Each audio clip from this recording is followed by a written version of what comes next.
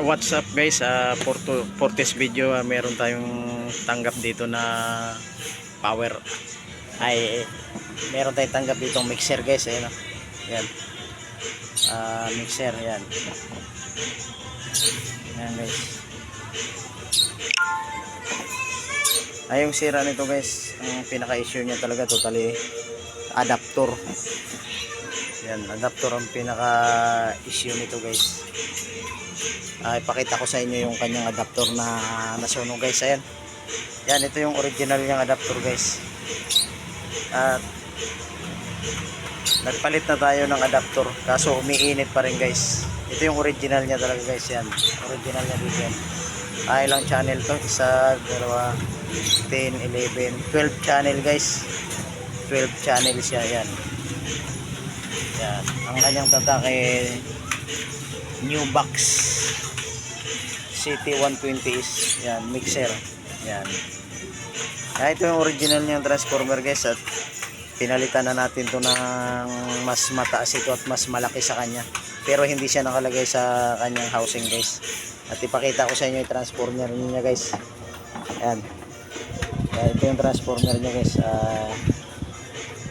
18018 2 ampere guys. Yan. Ipakita ko sa inyo guys. Pakita ko sa inyo yung ampere. Ayan. 2 ampere. 18018 siya guys. Yan. Nakikita nyo guys. Yan yung ampere niya guys. Nung unang kabit ko nito guys kanina, umiinit siya ito.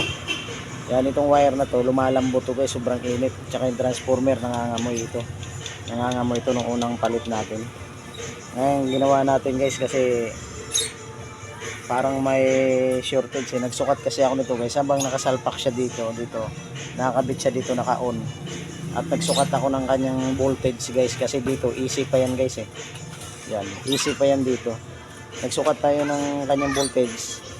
Dito sa kabila guys 18 volts easy, sakto siya. 18 volts easy. Pero yung kabila niya guys, pagka sinukatan ko, drop siya, bagsak ang kanyang voltahe. Nagiging 6 volts lang siya. Kaya so ibig sabihin, kaya sa nagaganon kasi may shortage siya dito sa kanyang mixer. Sa input ng mixer may shortage siya guys. Kaya yung supply niya hindi parehas. Dito 18 volts easy, dito 6 volts easy, drop siya guys. Drop yung kanyang supply dito. Kaya ginawa natin, binuksan natin to sa ilalim guys. At tiningnan natin yung kung saan nanggagaling yung kanyang shortage, kung bakit nagda-drop yung kabilang channel niya or kabilang side ng supply niya nagda-drop. Kaya yan guys, binuksan natin. Nung chinik natin guys, nakita ko sa kanya dito, itong tornilyo na to. Ito. Itong mahabang tornilyo na to guys. At dito yan nakalagay. Yan sa butas na yan. Nakipansin nyo yung butas na yun. No? Yan dito yan guys. Yan. Yung dulo nito guys, yung dulo ng kanyang tornilyo na to, tumatama dito sa kanyang switch. Yan, nakita nyo. Yan, gawa tayo ng para may turo natin. Maybe.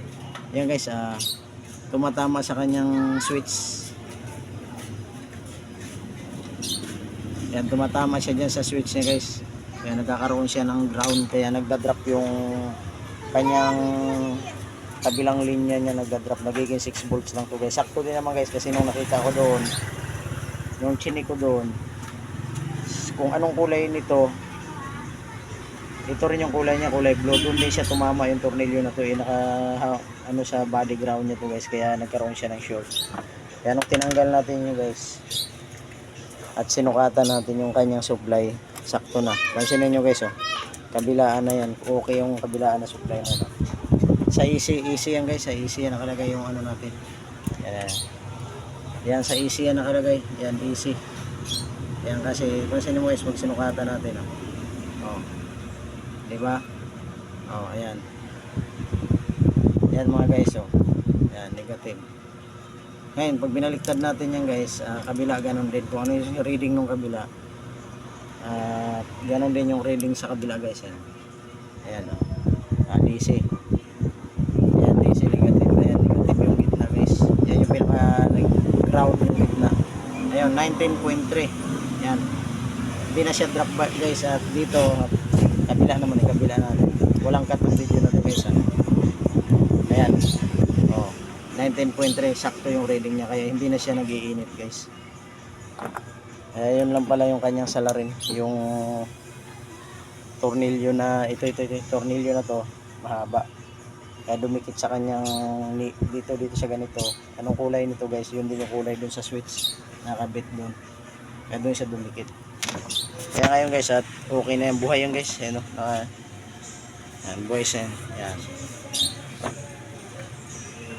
Okay na yan siya guys. At hanggang dito na lang yung ating video guys. At okay na siya. Hindi na siya nag-iinit. Yan. Okay na. Normal na siya guys. Para may uwi na sa kanyang mayari. Bye bye.